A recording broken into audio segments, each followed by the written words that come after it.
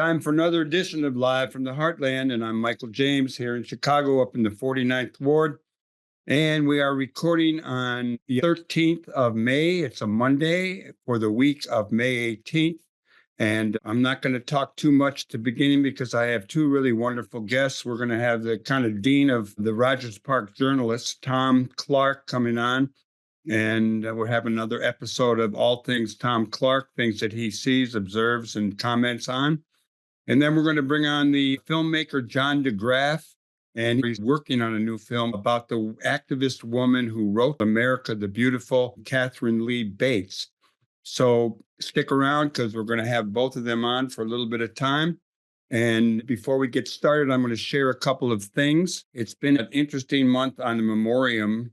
We've lost four friends, Marilyn Katz, John Sinclair, Lou Kreinberg, and Slim Coleman. We've talked about all of them on the air, and I did go to a memorial for Lou Kreinberg on Saturday. It was really wonderful. Saw a lot of old friends and people who've made a difference in the city. Some good things that I have noticed in my reading and purveying of the news. We have a situation where the governor of South Dakota, a woman named Kristi Noem, she's kind of up there in the lead or one of the leaders for Trump's VP pick. And she not only took some criticism for saying that she shot her dog because he or she was untrainable, but I saw this morning that she is now unable to go onto about 20% of the South Dakota turf because of things she has said about Native American leaders and leaders of the various tribes. I think 5 of 7 or 7 of 9 of tribes have banned her from the reservation for a number of things she said about linking drug cartels to Native chiefs, as well as during the pipeline protests, the position she took. She's not a very good person. And another thing that is going on as we speak, and I would like to be watching it, but there'll be plenty of news later, is Michael Cohen is on the stand in the Trump trial in New York. So that's a very good thing. We're not going to have a lot of sports, but I do want to call your attention to particularly all you Bulls fans and basketball fans in general who really liked Dennis Rodman back in the day. Well, I saw today that his daughter, Trinity Rodman, is now the highest paid player in the Women's National Soccer League, and she plays for the Washington Spirit, and she will be on the pitch in France with the U.S. team this summer. So pay attention to that.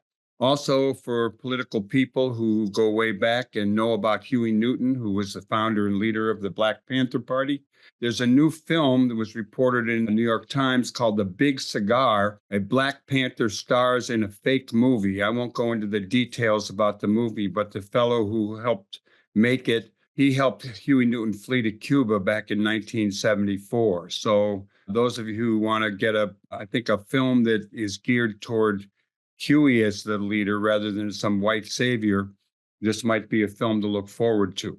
Okay, enough of that. We're going to take a little musical break, and we're going to be right back with our first guest, the incomparable Thom Clark. Hey, welcome back to Live from the Heartland for the week of the 18th of May, and we are recording it on Monday, and I'm really glad to bring on one of our producers, sometimes a host, Thom Clark, who's been coming on every month and giving us a roundup with his perception, opinion, understanding of events going on. And I had the honor of riding with him to that aforementioned memorial for Lou Kreinberg on Saturday. And one of the things that Thom told me about then, and it's pretty exciting, was some awards that Chicago journalists got. So let's start off with that, Thom. Talk about great journalism here in Chicago. Well, it's sort of insider news, but it was a heavy week for nonprofit news outlets in particular in Chicago. The week began with Invisible Institute and a couple of other Southside media outlets winning a Pulitzer Prize, which is like the granddaddy of all of them. It's like getting an Oscar for journalism. But not to be outdone, the same story won a Peabody later in the week. And then on Thursday night, the Investigative Project on Race and Equity, which, as you know, I've been working on the last 3 years, won the prestigious BGA, Better Government Association, Driehaus Investigative Reporting Award for the year. And on Friday night, we won 3 Lissagores. Peter Lisagor was a longtime Chicago Daily News DC columnist, and this is a 40-year plus award. I got one 40 years ago, covering for my World's Fair coverage. But our traffic stop series, which ran on WBEZ and the Sun Times, as well as our own website, is what's garnering all this attention, and it's a story that keeps giving, because, of course, the issue of driving while black has not, unfortunately, disappeared. So I think it's a real plus and a real sign that in this shifty media landscape, the nonprofit arena is holding its own and actually got more awards this year with national Pulitzers than traditional legacy media outlets, which says a lot about the media transition going on. So Well, there, that's good. We're gonna have to break some stories here. Maybe get in the running for some of that. But there you go. congratulations, Tom, and to all the journalists who make a real difference. Uh, it's been about a year since we elected a new mayor, and the progressives were all about that, and we came through. We elected a mayor, and some of the things he's done have been people have been critical. Some things have been good. How about giving us an assessment of Mayor Brandon's first year, Tom? Well, before folks hear my take on some of these issues, I'm drawing in part on a lengthy story in the Sunday Sun Times to take a look back, and it was surprisingly even-handed because the City Hall reporter for the Sun Times, Fran Spielman, and I'm not knocking her journalism, but she's not been particularly easy on the mayor, nor should she be particularly. Um, but there were two other reporters on this, and I think they gave the mayor a pretty fair shake. Um, Clearly, he stumbled on some critical issues where the progressive point of view didn't necessarily ring true. I'll begin with the migrant crisis. Lori Lightfoot left him totally unprepared in terms of how the city should be responding to what was then already an obvious growing crisis. And while he's had to shift gears a couple of times, he spent $1 million on a Brighton Park tent camp that never happened. Um, he should be given credit for shifting gears, and after some missteps, particularly with the state and the county, actually coming up with more money to cover the migrant costs through the end of the year, um, and largely going to bricks and mortar buildings. Um, the migrant count, I think, has dropped from 14,000 to under 10,000, and everybody is in a fairly decent place at the moment. The 90-day eviction stuff has started happening, but that's been handled in kind of a soft way. And of course, everyone's nervous about how many more buses from Texas will show up in July just before our Democratic convention here. So it's not an issue that's going away. We could certainly use a comprehensive federal immigration reform bill, hopefully under the next uh, a refreshed administration with the Democrats taking over both houses of Congress. Maybe we can get something like that done.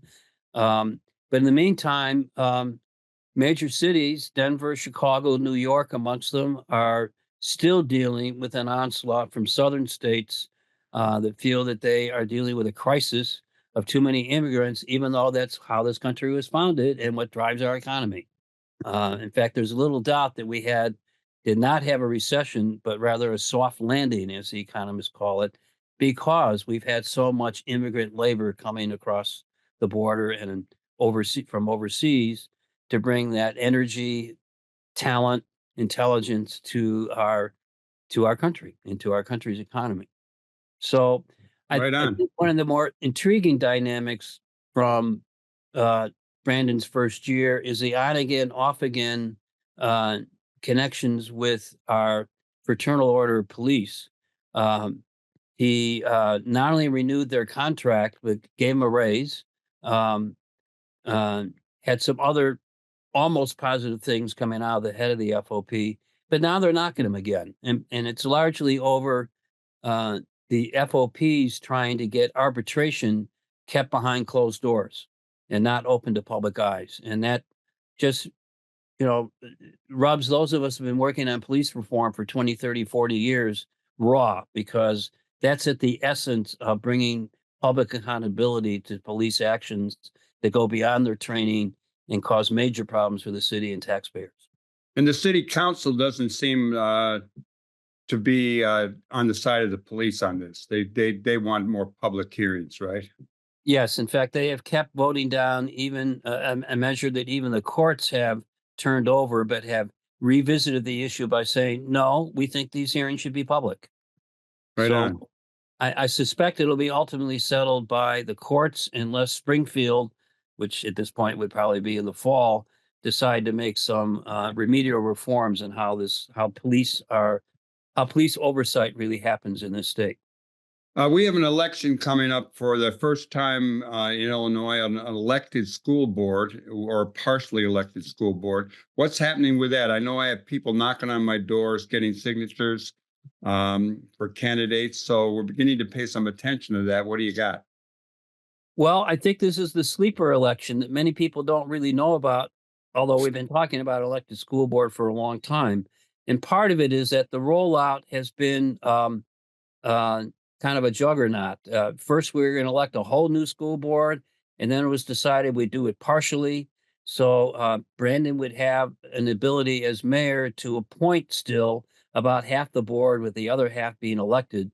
Um, I don't have a particular opinion about one way or the other. I appreciate what it would take to launch a whole new electoral process for all of the school board members, but we're getting there. We've been looking for this kind of oversight that every other school district in the state of Illinois has. Every other district has an elected school board. But in this city, we've always left it up to the mayor to decide what's best for public education, and often not making the right decisions. But at any rate, that's the the the paradigm shift that we're trying to create. And we'll see with these first elections later this year how that all turns out.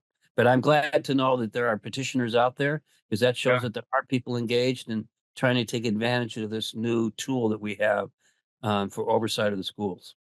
Tom, let me ask you one of the things that we all worked on, and in our ward, in the 49th ward, we had 73% of the voters be in favor of the Bring Chicago Home resolution that would have created a fund of money from transfer tax on buildings over $1 million to go toward homelessness. Now, we lost that vote. There was a lot of big money came in from real estate interests. What's the aftermath? Because we still got homelessness. It's rampant in our city and around the country. Well, I don't know if how soon the mayor might return, or for that matter, the city council that supported him for some kind of reform of the real estate transfer tax. Um, but I suspect the real reason it lost is that it turned into a referendum on the mayor that had actually very little to do with the Right. underlying issue. The real estate industry did spend a lot of money defeating this thing, mostly spreading lies. They were successful in framing this real estate transfer tax, a one-time assessment when you sell your building, as a property tax increase, which it's not. It's not a property tax. It's a transaction tax. It's much like a sales tax. When you buy something at the store, whether it's groceries or a new car, you pay a sales tax to help pay for government services. Well, in this particular case, it was raising the real estate transfer tax on buildings worth more than $1 million, so that we could have a permanent fund for homeless issues and for affordable housing. I don't think the mayor explained the program particularly well to gain folks that were more influenced by the real estate industry. Everybody hopes they're going to have $1 million home someday. Most of us don't. This law would not affect us. In fact, most of us would have gotten a reduction in the real estate transfer tax that once in a lifetime for most of us, selling of a building, selling of a home. This was really aimed at developers who turn and churn. And I think that's a good place to get money for the homeless. So I'm sure we'll come back with some form. The Coalition for the Homeless is certainly not going to give up on it. But I think there needs to be some even more organizing and probably some more money raised to offset the power of the real estate industry the next time it comes up. He has gotten some play for redoing some debt to create a $100 million fund for affordable housing initiatives. This is a little bit different than the homeless programs. But if this gets through, it's a very significant increase in available financing for affordable housing, mostly coming from unexpended TIF funds. The mayor would like to get away with, do away with TIFs altogether, tax increment financing.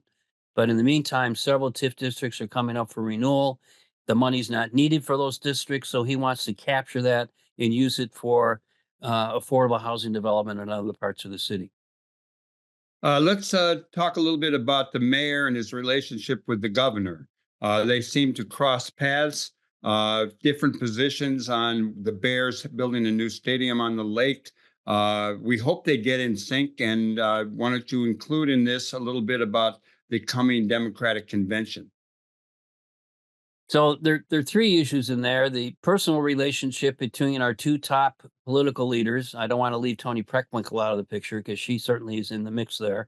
Um, but clearly there's been some rocky stuff, and I don't know if that's because Brandon doesn't have the right lobbyists deployed in Springfield to understand what's going on. He made a trip there last week, theoretically, to make a case for more funding for schools, but it never came up because he had not done the prep work.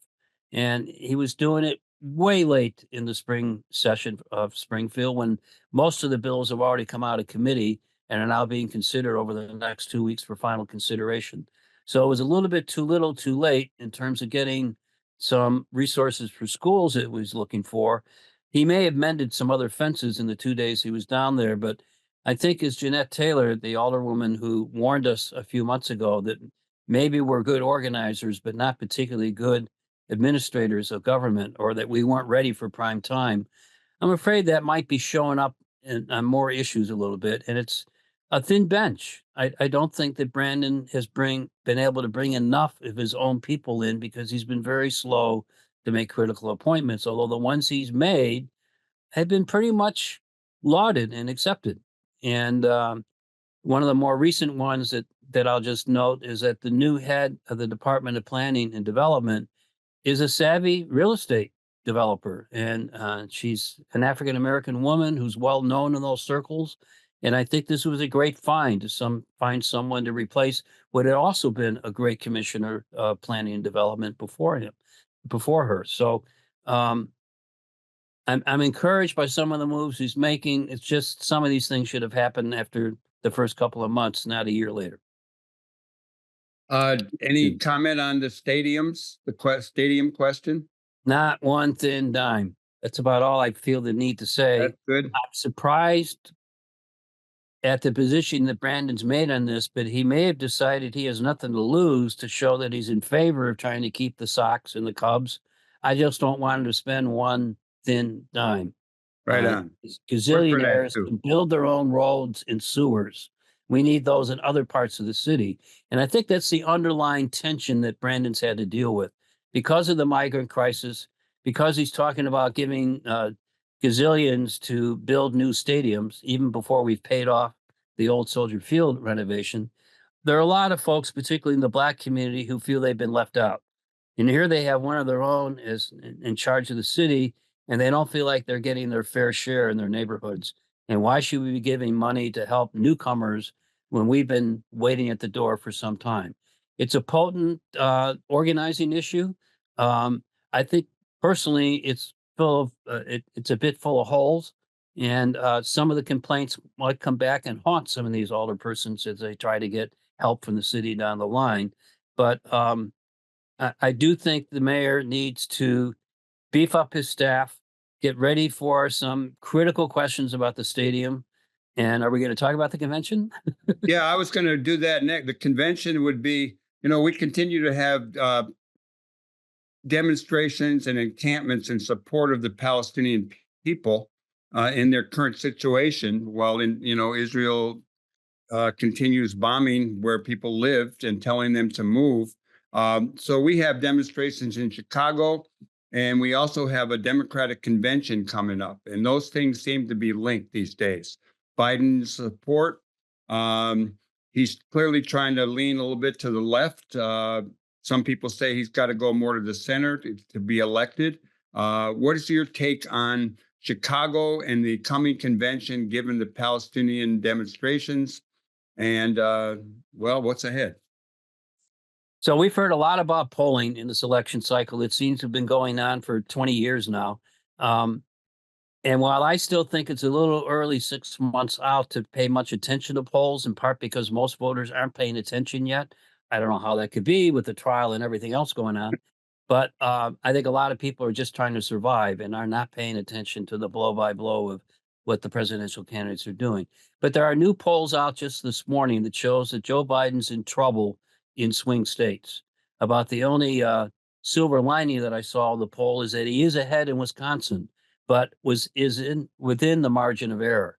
And to my eyes, what I was worried about with these polls this morning is that the margin between him and the former president is outside the margin of error for the polls. So he has some catching up to do. And I think the state I'm most worried about, and I have been for months because of the significant Arab population outside Detroit, is Michigan. Michigan. And his showing in Michigan is very weak at this point, and it's clearly connected with dissatisfaction over how he's handling stuff in the Middle East. I don't know how he turns that around uh, over the next 6 months, but at the very least, I'm afraid he's going to depress the youth turnout, which is critical to his success. Um, we can see on campuses around the country, this is an issue that has galvanized younger voters. And I think the real fear I have is that they just won't show up. I don't see them voting for Trump, but I don't see them very excited about Joe Biden, notwithstanding everything he's done, including student loan forgiveness, amongst the many other attributes. I think the basic problem Joe Biden is facing is that he has not told his story well about what he's accomplished, particularly in the first 2 years of a divided Congress. So Real quick, do you have any thoughts on the city not giving permits to demonstrating groups and some chatter around that? well, I don't think it's going to keep some groups from trying to get closer to the convention site or other downtown hotels where conventioneers might be staying. Um, there clearly was some success in the city creating demonstration zones around the NATO conference back in 2012.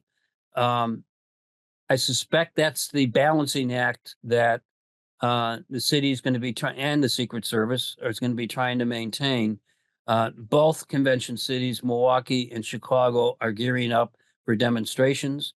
Uh, I don't see shades of Chicago in '68 on the horizon at this moment.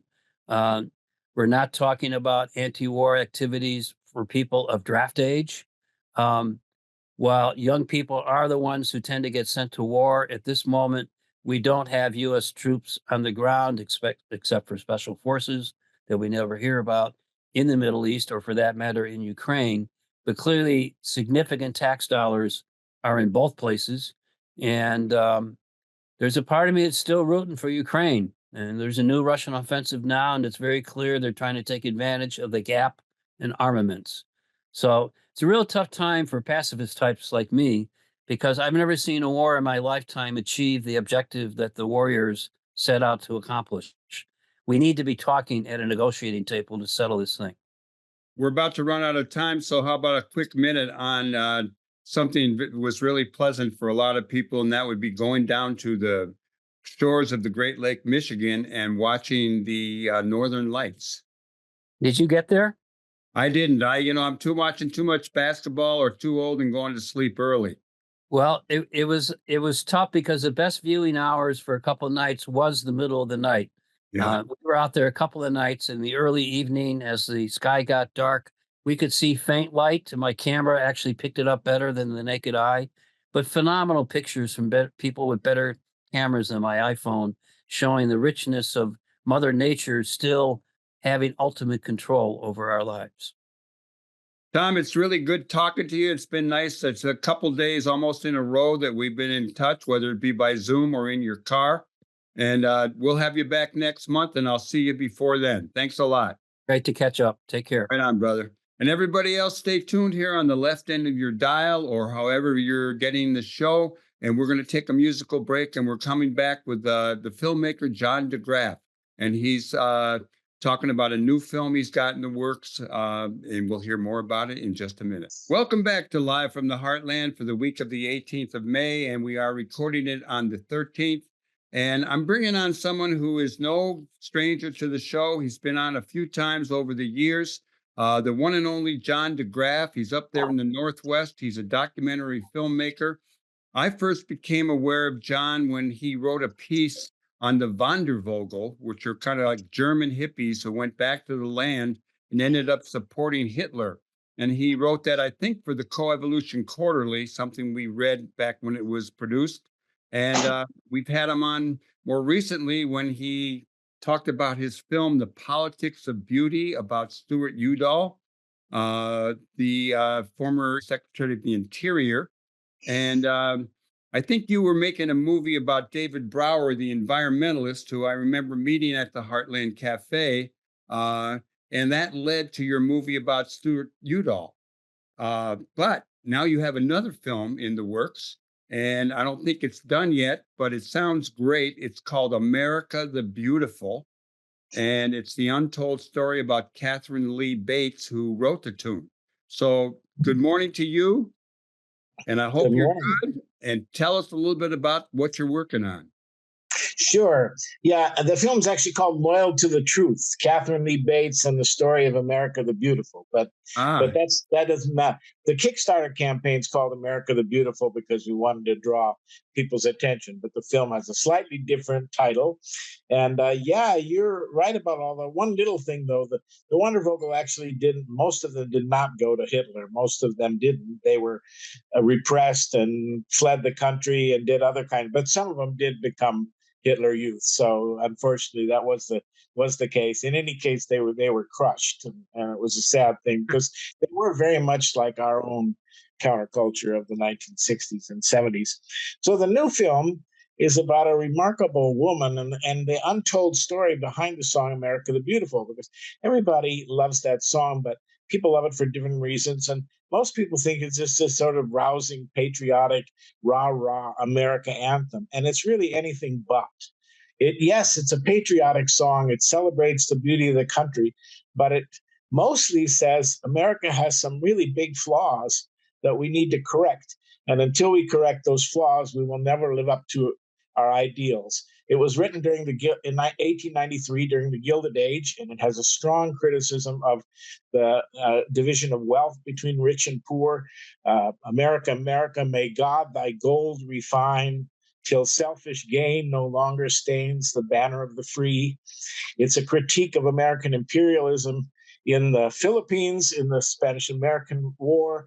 America, America, God, mend thine every flaw, and confirm thy soul in self-control. This is about staying one country. So it's really about making our country the best country that it can be. It's not anti-American in any sense. It is that in that way patriotic, but it says we are not living up to our ideals, and until we do, we will not match the beauty of the country.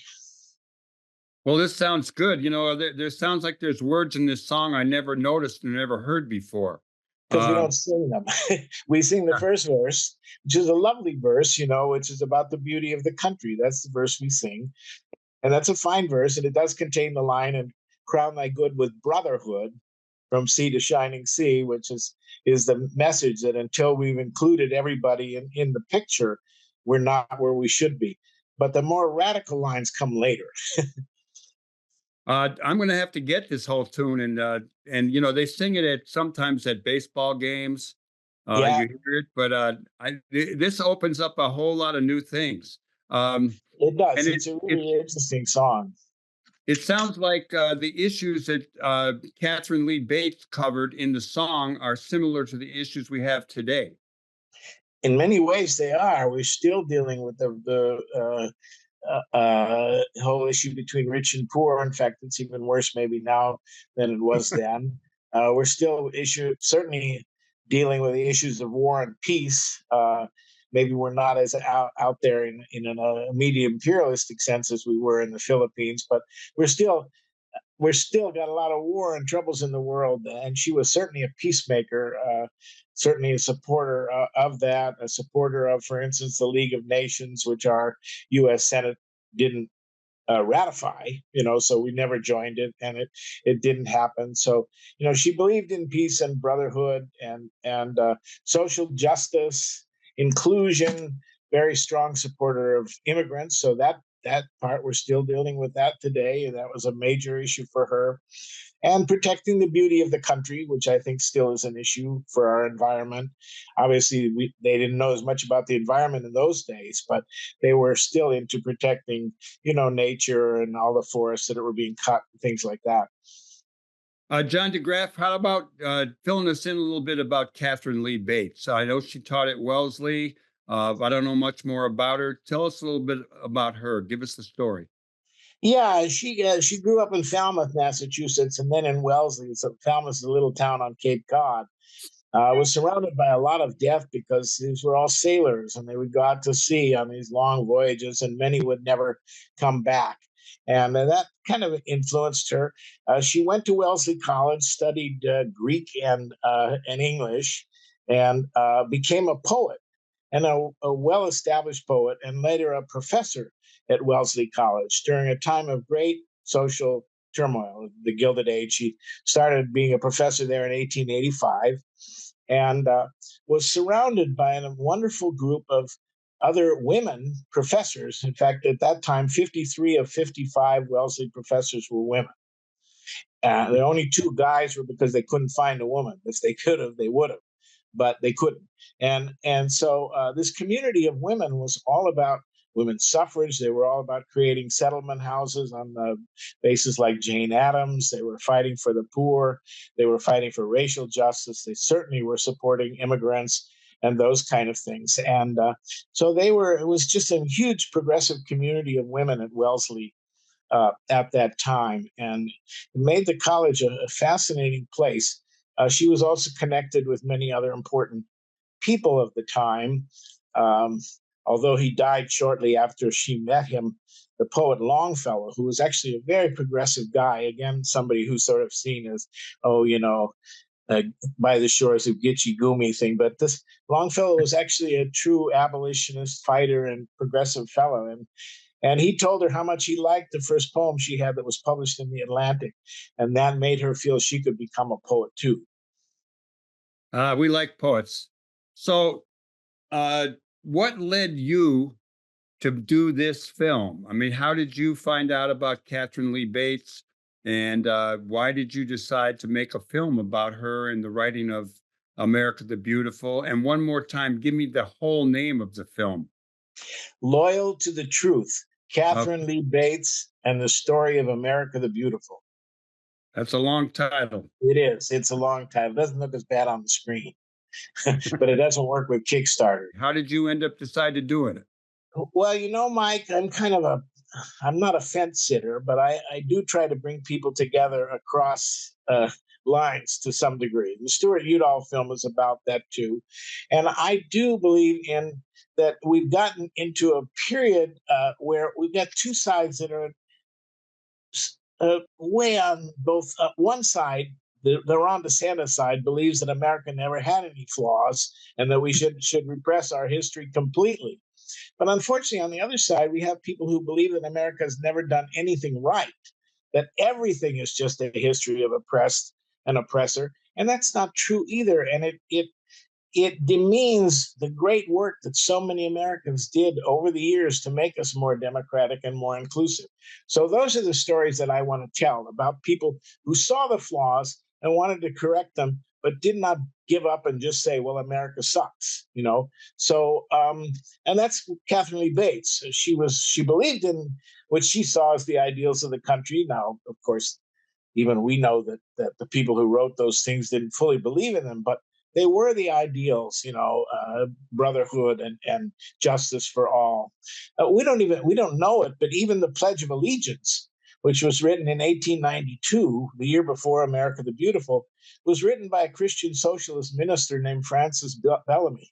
And it was written to make sure that we included the immigrants in our idea of America, liberty and justice for all. It was not some kind of right-wing thing. It didn't even have under God in it until 1954 when the McCarthy era put it in. So we have to remember we've got those good things in our history, and we shouldn't let the flag and all those things be simply taken over by the people who don't believe in those ideals. What And gives you story helps that. what gives you optimism? It's hard to be totally optimistic. No, I'm And in agreement with you about. I'm not a Pollyanna, but it does give me optimism to feel that these kind of stories do touch people. And I hear with the Stuart Udall film now, we've shown that well over 100 times. We've shown it in 24 states and 5 countries. I just recently showed it an invitation, all expenses paid at the Sorbonne in Paris. So Lucky guy. even the French like it. Yeah, so it was kind of cool. And what I find is that people liken it the idea that, there are some neat things in America's past and they get excited. And I've even heard from people who were, on the other side of the fence, certainly politically from me, but who say, I like this movie. This movie gives me hope and makes me think we can come together as a nation. So that kind of thing fills me with hope. I think the idea that beauty can bring us together in some ways. Also, I gave a speech on that at the Sorbonne. So that also fills me with hope. Well, I saw a quote from you that said, the fight for beauty is essential for well-being. And I don't know if that's from your Sorbonne presentation or that's something you said elsewhere, but I really like that saying. And why don't you share a little bit of your thinking on that? Yeah, that was the title of my speech at the Sorbonne. So it was, and I looked at that about how, because it was a conference on how do we measure well-being. It was a European Union conference about, and the Europeans are way ahead of us in trying to find other ways to go beyond GDP and all that stuff and measure well-being. And one of the things that I was arguing is that they need to include some kind of uh, look at beauty as one of the factors in our communities and everywhere else that makes us feel better about life. And the studies show that that's clear, that people who live in what they consider to be beautiful or somewhat beautiful surroundings report on balance 20% higher happiness or well-being than people who believe they live in an ugly or ordinary surrounding. So we see that people who live with a lot of greenery and parks, and Chicago has a great place for parks and all that We're the stuff. happiest people around. Yeah, have greenery and parks and have architecture that's human sized and not all just these big towering boxes and stuff. That people in those situations are not only feel happier, but when you take their blood, you find that their cortisol levels are lower. There's less stress. And so they are happier. So it's something we can think about, that if we put money, I'm advocating what I call a beauty new deal. I'm in favor of a Green New Deal too, because I'm a strong environmentalist. But I think a beauty new deal, which would be about hiring lots of people and stuff to restore the balance of nature, to create more parks, more green spaces, to do those kinds of things. I have a whole list of things, and they slip my mind right this minute. But I think a beauty new deal is something that would appeal to Americans across the political spectrum. I have found that conservatives and liberals both love their gardens, and conservatives and liberals both love their national parks. And they may whine about the government, but you find plenty of Republicans at the national parks. Well, maybe you want to make a movie about Lady Bird Johnson too. Well, I sort of did. The Udall film has a lot about Lady Bird Johnson in it. Yeah. She was quite remarkable, really. Yeah, no, she was. I find myself trying to bridge the gap. I mean, I definitely have been on the left side of things for a long time, but I also kind of always rooted for all the people and wanted to have ways you could bring folks together. And I like that you do that too. It's not an easy time to do that. Uh, No. what is your sense of the population these days? I mean, you're living up in a blue state. I'm sure they have red people up there too, but so to speak. But what what's going on for you? What do you see happening, and the points of unity beyond creating beauty, beyond getting this film out? How do you think people should work at this time when we're going into these two conventions, uh, diametrically opposed, with threats of demonstrations? I was pictured trying to tip over a paddy wagon back in '68. And there was no way we were for Lyndon Johnson or Hubert Humphrey or any of that kind of Yeah, stuff at that time. I But know. now I feel like an old revisionist trying to talk to younger people about, well, you got to vote for Biden. Yeah, I agree with that, and What's your take on I that? really agree with that. I mean, to consider the alternative, and there's no question in my mind that Trump is much worse than Nixon was. You know, Yeah. it's not even the same. And Nixon was bad enough, but I mean, this is an order of magnitude more dangerous for the country at this time. And so, you know, you can maybe hold your nose about some of the things Biden has done, although I think he's done a lot of good things too.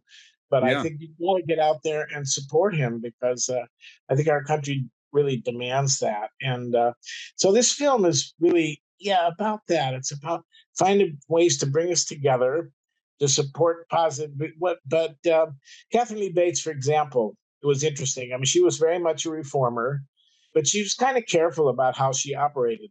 So an interesting story related to that is the Lawrence textile strike of 1912, which was a kind of a fairly violent strike.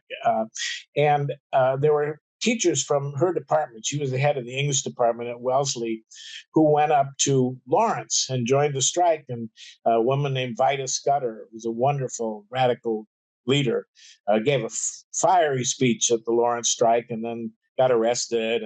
And then suddenly, you know, it's kind of like today. The trustees were threatening to cut money from Wellesley as a result.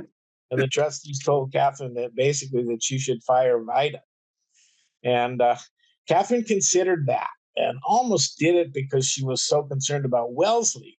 But she talked to Vida and she said, you know, Vida, I believe in what you're about. I think, you know, what you did risked the college and stuff. So I think you have to be careful. But, you know, if you make a little apology and just say you believe in what you did, but maybe you went a little bit too far, I think the trustees will accept that, and that's what happened. So there was that little compromise that occurred. But I think, you know, Catherine always believed in those kind of things. But she was careful. She didn't want to, and I think that's what we have to be today. We have to believe in our principles, but be careful about how we work so that we don't get something even worse, which is, you know, if you would have gotten Vida fired, and Vida would have been fired by the trustees, and that would have been very bad for the college. And it wasn't a big deal for Vida to make a little bit of an apology and back off a tiny bit and stuff. And so I think that's a good example. I wanted to mention one thing about the film because it's about Chicago. So in 1893, Katharine Lee Bates wrote America the Beautiful. Basically, the first verse is on top of Pikes Peak in Colorado. And she went out there by train to teach summer school in Colorado Springs. And the first place she went to Niagara Falls and saw how beautiful it was, and also how commercialism was kind of starting to overcome it. And then she came to Chicago. And this was the year of the big Columbian Exposition, 1893, which was so she went to that. It was kind of an amazing thing. All these new things were premiered, including the Ferris wheel and even juicy fruit gum and, you know, the zipper. All this kinds of things came out in Chicago at the fair in 1893.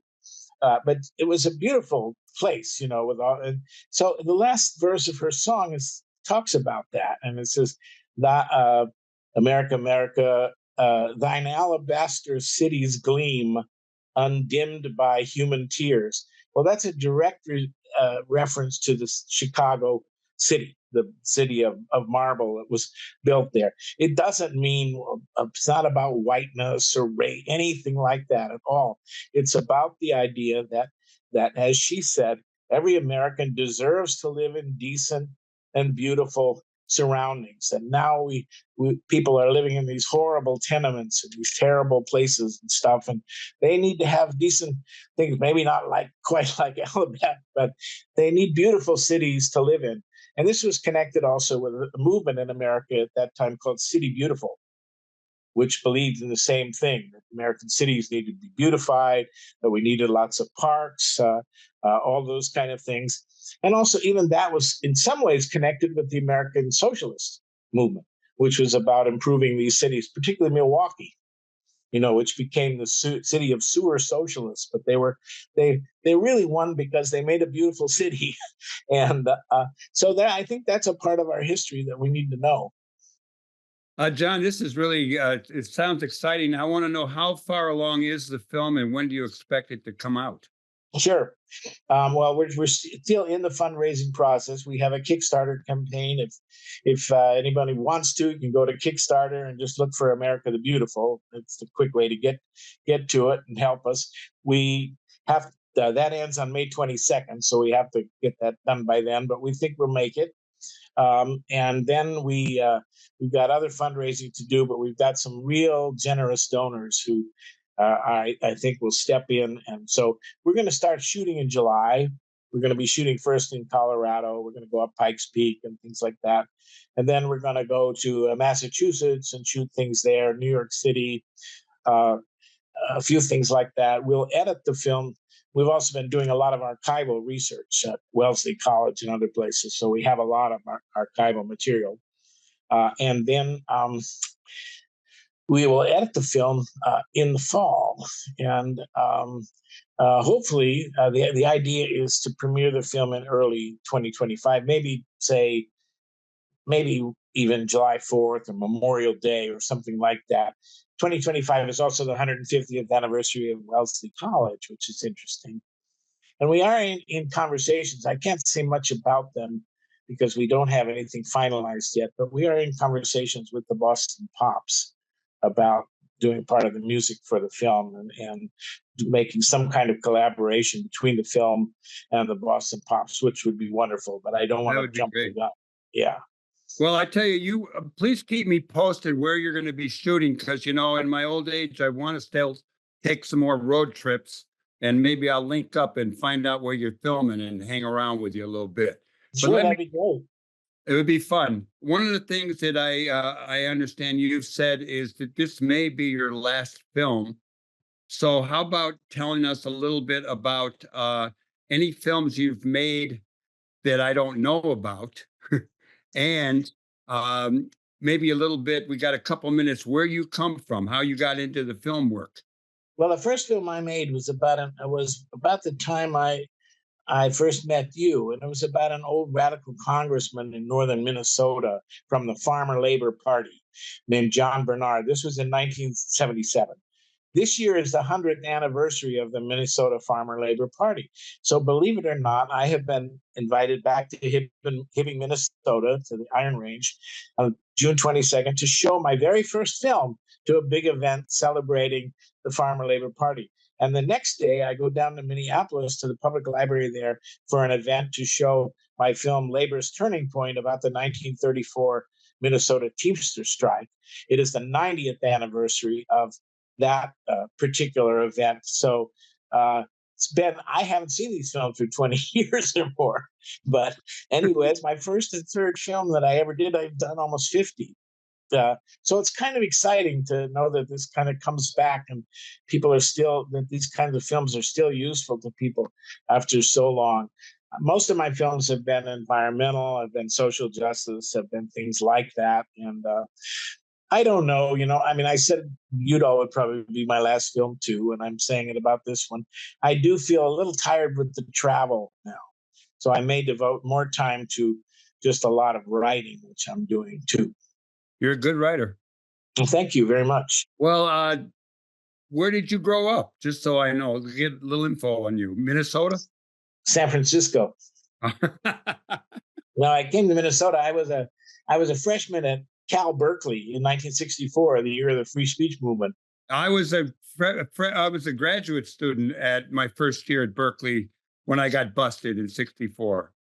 Yeah, so we were there at the same time, but I was pretty ignorant of all that stuff. I did join the demonstration, but I had no idea what the issues were, and I did not get arrested. But then I left school, and I joined VISTA, the Domestic Peace Corps, the first year of its existence, and they sent me to an Indian reservation in northern Wisconsin called Bad River. And I spent 2 years there and then went back to school in Wisconsin and spent 14 years in the Midwest.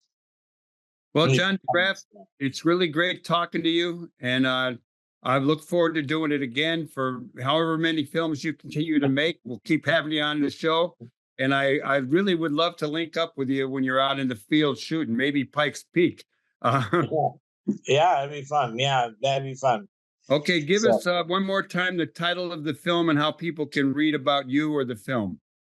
well, the title is Loyal to the Truth, the Katharine Lee Bates and the Story of America the Beautiful. So we're running out of time. I want to thank everybody who made this show possible. Certainly our engineer, Hal James, our two guests, John de Graaf and Thom Clark, our producers, Thom Clark, Katie Hogan, Lynn Orman. And once again, I encourage you all to do good in the world because the world needs all the good that you do, that I do, that John does.